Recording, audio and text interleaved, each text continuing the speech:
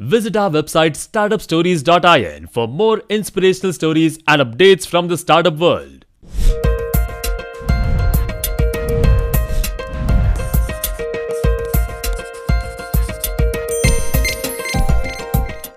Startup Stories in association with Look.in.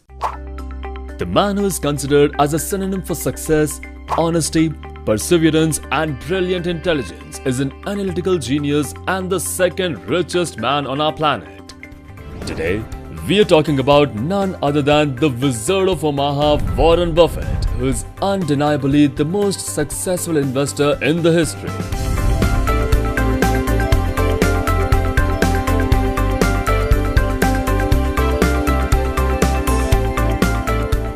Success at Warren's rate is not a result of following a set formula. It was a continuous process which was followed with utmost discipline, perseverance and effective execution, which played a pivotal role in his success story.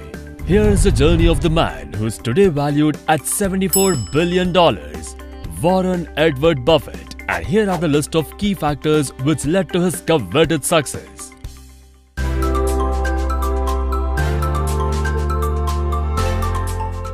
Born in Nebraska in 1930, elementary education started at Rose Hill Elementary School in Omaha. He then went to the Alice Deal Junior High School and soon completed his Master of Science in Economics. By the age of 13, Warren was running his own business as a paperboy and selling his own horse racing tip sheet. That same year, he filed his first tax return, claiming his bike as a $35 tax deduction. However, things took a turn when Warren and one of his friends invested $25 to buy a pinball machine that they installed in a barber shop.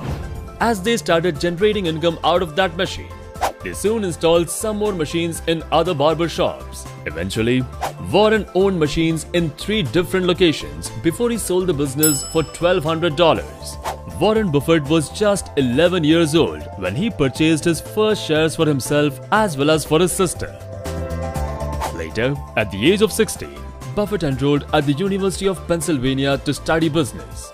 He stayed there for 2 years and then moved on to University of Nebraska to finish up his degree and emerged from college at the age of 20 with $9,800. He later rushed to meet Ben Graham, who was on board of Geico Insurance. Warren aimed to work for Graham, and that too without any fees. But he was refused the job as Ben preferred to hire only Jews. Hence, a disappointed Warren soon came back to Omaha. After he came back, Warren's investments were predominantly limited to a gas station and some real estate business. However, neither of them was successful. It was during this time that he began teaching night classes at the University of Omaha. Later, in an effort to conquer his intense fear of public speaking, Warren took a course by Dale Carnegie. Slowly, things kept changing for Warren. He finally got a call from his idol Ben Graham, inviting the young stockbroker to come and work for him. Warren was finally given the opportunity he had long awaited, and there was no stopping to his happiness. Later, Warren and his wife Susie moved into a house in the suburbs of New York. Warren spent his days analyzing S&P reports and searching for investment opportunities.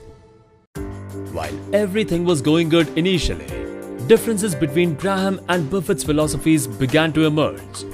Ben simply wanted numbers, whereas Warren was predominantly interested in a company's management as a major factor when deciding to invest. Ben looked only at the balance sheet and the income statement, and he would care less about corporate leadership. Later, between 1950 and 1956, Warren built his personal capital up to $140,000 from a mere $9,800. With this determination, he set his sights back on Omaha and began planning his next move. Before the end of 1956, he was managing $300,000 in capital. Small to say the least, but he had much bigger plans for that pool of money. He purchased a house for $31,500 and named it Buffett's Folly, where he managed his partnerships originally from one of the home's bedrooms and later moved into a small office. By this time, his life had begun to take shape.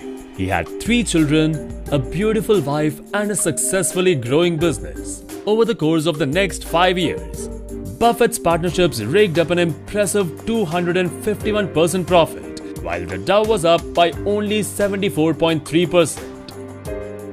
By 1962, the partnership had capital in excess of $7.2 million, of which a cool $1 million was Warren's personal stake.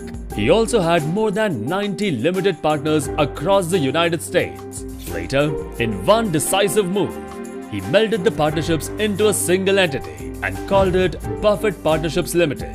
He also increased the minimum investment to $100,000 and also opened an office at Farnham Street. 10 years after its founding, the Buffett partnership assets were up with more than 1,156% compared to the Dow's 122.9%, acting as lord over assets that had ballooned to $44 million. Warren and Susie's personal stake was $6.8 million.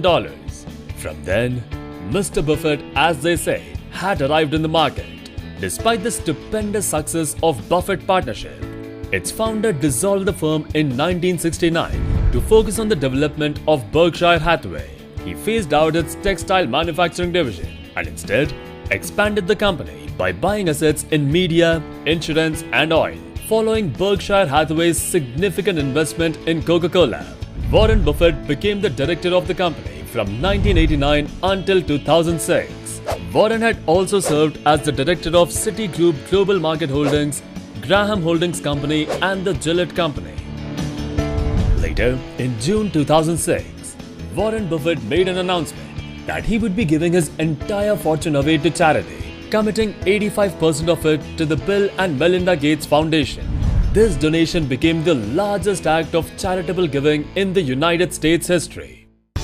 In 2010, Warren Buffett and Bill Gates announced that they had formed the Giving Pledge campaign to recruit more wealthy individuals for philanthropic causes. Today, Warren Buffett is widely regarded as the greatest living investor ever, having grown his company Berkshire Hathaway into an investing and business conglomerate with a total assets of more than $604 billion. While Buffett has built remarkable wealth over the decades, his feet are still firmly planted on the ground. He still lives in the same home in Omaha that he purchased in 1958 for $31,500 and still stops by to purchase from local shops. When entrepreneurs and startups today hunt for investors for the growth of their company, Warren Buffett built his own legacy that is remarkable and phenomenal. Startup Stories salutes Warren Buffett for his incredible contribution to the world of business. His story will stand as an inspiration for generations to come. Thank you so much everyone for suggesting us to bring Warren Buffett's success story. We hope you like it. Do let us know whose story do you want to see next in the comment section below, and we'll soon have it uploaded on this channel. For more inspirational stories and updates from the startup world, visit our website www.startupstories.in. Till then, stay motivated.